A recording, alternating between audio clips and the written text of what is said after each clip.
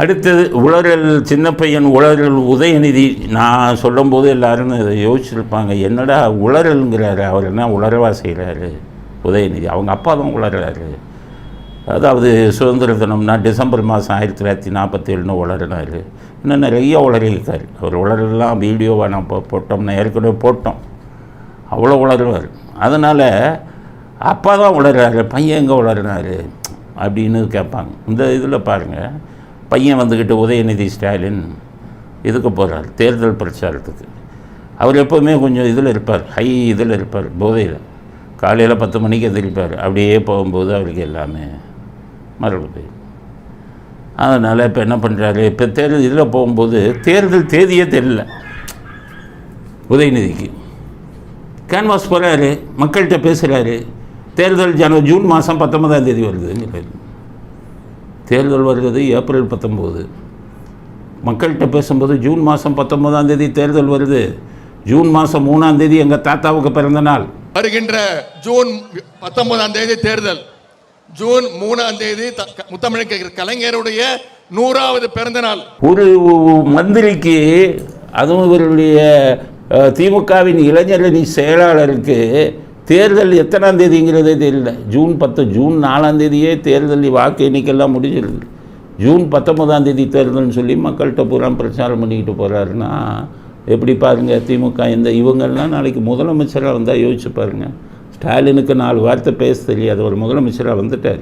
உள்ளுக்குள்ளே எவ்வளவு இது நடக்கும் தெரியுமா, முட்டாள்தனம். யாருக்குமே யாருக்கும் தெரியாது அந்த முட்டாள்தனம். எதுக்கு ஐக்யூன்னு வைக்கிறான், ஒரு பரிசு எதுக்கு வைக்கிறான், கிளார்க்குக்கு வச்சா கூட எக்ஸாம் வைக்கிறான், ஐக்யூவுக்கு போவான். அந்த ஐக்யூனா இன்டெலிஜென்ஸை நிரூபிக்கிறதுக்கு. கிளார்க்குக்கு அதை பாஸ் பண்ணால் தான் அவனுக்கு வேலை. ஒரு முதலமைச்சருக்கு ஐக்யூ வைக்கிறாங்களா, ஓரளவும் தெரியல. நாட்டின் முதலமைச்சர் அந்த மாதிரி இருக்கும்போது இவர் விளையாட்டுத்துறை அமைச்சர் தேர்தல் இதுக்கு போகிறாரு பிரச்சாரத்துக்கு. தேர்தல் தேதியே தெரியல. ஜூன் 4ஆம் தேதியே இது முடிஞ்சிருது எண்ணிக்கை. ஏப்ரல் 19 முடிகிற தேதியை ஜூன் 19ன்னு போதையில் வந்து பேசிக்கிட்டு இருக்காருன்னா என்ன அர்த்தம்? பேசும்போது இன்னொன்று என்ன சொல்கிறாரு, இவங்கள வந்து திட்டுறாரு ரவியை, கவர்னரெல்லாம் பேசுகிறதுக்கு உங்களுக்கோ உங்கள் அப்பாவுக்கோ அடிப்படை தகுதி இருக்கா? எவ்வளோ பெரிய ஆள், எவ்வளோ படித்தாள், எவ்வளோ இது. ஆர்என் ரவி இல்லையா, அவர் ஆர்எஸ்எஸ் ரவியான். யார்? உதயநிதி சொல்கிறார். அப்போ உங்களை மு.க. ஸ்டாலின் சொன்னால் முட்டாள்கள் கழகத்தின் தலைவர் ஸ்டாலின் சொல்லலாமா? எல்லாமே முட்டாள்கள் தானே. அப்போ நீங்கள் வந்துக்கிட்டு ஒரு கவர்னர் ரவியவே ஆர்எஸ்எஸ் ரவினா உங்களை முட்டாள்களின் கழக தலைவர் அப்படின்னு உங்களை சொல்கிறதுல என்ன தப்பு? அதுக்கு அடுத்தது அவர் இன்னொரு விஷயம் சொல்கிறார். என்னென்னா 28 பைசா, ஒருவேளை 28 பைசா தான் மத்திய அரசாங்கம் அதை புரிய ஒருத்தர் எழுதி கொடுத்துட்டான். அதை பார்த்துட்டு அதை வச்சுக்கிட்டு அதில் என்னன்னே புரியலை. ₹1 28 பைசா, என்ன ₹1 28 பைசா வந்து உங்கள் நிதியமைச்சர்லேருந்து நீங்கள் வந்து முதல்ல வந்து பேச வாங்க. 28 பைசான்னு எப்படி சொல்கிறீங்கன்னு.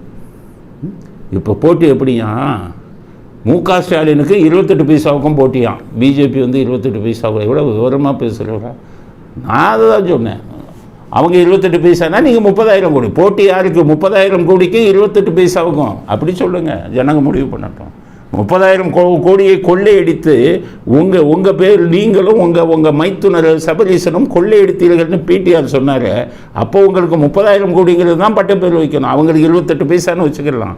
30,000 கோடிக்கும் 28 பைசாவுக்கும் நடக்கும் போட்டி அப்படின்னு தான் ஜனங்கிட்ட சொல்லுங்கள், வெக்கம் இல்லாமல். இதில் வந்துக்கிட்டு இவங்க யோகியர் மாதிரி பெரிய யோகியர் 28 பைசா கொடுக்குறாங்க, 28 பைசா கொடுக்குறேன். நான் காரி துப்பணும். எல்லா மக்கள் சொல்கிறேன், தயவுசெய்து நீங்கள் இந்த திமுகவுக்கு மட்டும் ஓட்டு போட்டீங்கன்னு வைங்க, இந்த நாட்டை திருத்தவே முடியாது, அழிவு பாதையில் போய்விடும் அப்படிங்கிறது தான் நம்முடைய அடுத்த கருத்து. அடுத்தது ராதிகா சரத்குமார் பிரச்சாரத்தை ஓப்பன் பண்ணியிருக்காங்க புதுசு அவங்க அரசியலுக்கு. அதனால் பேச்செல்லாம் பார்த்து பேசணும். நாங்கள் யார் தப்பாக பேசினாலும் சொல்லிடுவோம். பேசும்போது என்ன சொல்கிறாங்கன்னா, நம்முடைய விஜயகாந்த் பையன் இங்கே நிற்கிறார்ல, இதுக்கு விஜய் பிரபாகரன், அவரே எனக்கு பையன் மாதிரிங்கிறாங்க. விஜயகாந்த் பையன் வந்து என் பொண்ணு கூட படித்த பையன், எனக்கும் ஒரு மகன் மாதிரி தான். அதனால சின்ன பையன் நல்லா இருக்கணும், அவ்வளோதான். விஜய் பிரபாகரன் உங்களுக்கு பையன் மாதிரினா அப்போ விஜயகாந்த் உங்களுக்கு என்ன மாதிரி? ஏற்கனவே விஜயகாந்துக்கும் உங்களுக்கு இருந்த உறவுகள் எல்லாம் தெரியும். அப்போ தேர்தல் பிரச்சாரத்தில் போகும்போது விஜய் பிரபாகரன் பையன் மாதிரினா அது உங்களை பற்றி அசிங்கமான விமர்சனங்கள் வருமா வராதா? சரத்குமார் கஷ்டப்பட்டு உங்களை அங்கே நிறுத்துறாரு. அவர் என்ன சொல்கிறாரு, சினிமாவில் சூரிய வம்சங்கிற படத்தில் தேவயானிங்கிறவங்கள கலெக்டர் ஆக்கினாராம். இப்போ ராதிகா சரத்குமாரை எம்பி ஆக்கிடுவாங்க. எம்பி எப்படி ஆக்குவீங்க? சூரிய வம்சத்தில் எப்படி நான் படிக்காத கலெக்டர் ஆக்கணும், இவங்களை வெற்றி பெற வைப்பதற்கு எனக்கு வாய்ப்பு கிடைச்சிருக்கு. உண்மையாக உழைப்போம். அவங்க சொன்ன மாதிரி விருதுநகர் நிலைமை தெரியுமா உங்களுக்கு தூத்துக்குடி கொடுத்துருந்தாலும் ஜெயிச்சிருக்கலாம்.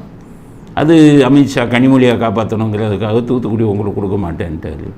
நீங்கள் இங்கே இப்படி ஜெயிப்பீங்க? இங்கே பூரா நாடார்கள், விவரம் தெரிஞ்ச நாடார்கள், பயங்கரமான வியாபாரத்தில் ஈடுபடுற நாடார்கள், விருதுநகர் நாடார்கள் பூரா பார்த்திங்கன்னா வியாபாரிகள். அவங்க பயங்கரமாக கால்குலேஷன் பண்ணி தான் போடுவாங்க. காமராஜரே தோற்று போனார் விருதுநகரில். ஏன்னு கேட்டிங்கன்னா 67 காமராஜர் நல்ல மனுஷன், ஆனால் 67 சாப்பிட்றதுக்கு அரிசி கிடைக்கல. ஸோ அப்படிப்பட்ட நேர்மையான காமராஜரே தோக்கச்சு அங்கே உங்களெல்லாம் ஓட்டு போட்டு ஜெயிக்க வைப்பாங்களா? என்ன தகுதி இருக்குது என்னென்னு கேட்பாங்கல்ல. அதனால் தேர்தல் பிரச்சாரம் பண்ணுங்கள், அது ஒரு நாகரிகமாக பண்ணுங்கள். உங்களுக்கு தான் கெட்ட பேருன்னு நான் சொல்கிறது. எல்லாருக்குமே தெரியும், இன்றைக்கி இருக்கிறவங்களுக்கு தெரியாது, சினிமா துறையே தெரியும். ராதிகா விஜயகாந்தை தான் கல்யாணம் பண்ணுற மாதிரி இருந்தாங்க. அவங்களுக்குள்ளே ரொம்ப நாள் உறவு இருந்தது. அதுக்கப்புறம் தான் 2 பேர் இருந்தானாங்க. அதனால் நீங்கள் விஜய் பிரபாகரமாக மாதிரின்னா அந்த பழைய கதையெல்லாம் இப்படி தான் கேட்பாங்க. அப்போ விஜயகாந்த் உங்களுக்கு என்ன மாதிரின்னு கேட்பாங்க. அதனால் இப்படிப்பட்ட இதுங்களெல்லாம் தவிர்க்க வேண்டும் அவங்க, இப்படிப்பட்ட பிரச்சாரங்களை எல்லாம். இல்லைன்னா உங்கள் மீதே சேற்றை வாரி வீசக்கூடிய வாய்ப்பு இருக்குது அப்படிங்கிற இதையும் பதிவு செய்யும்.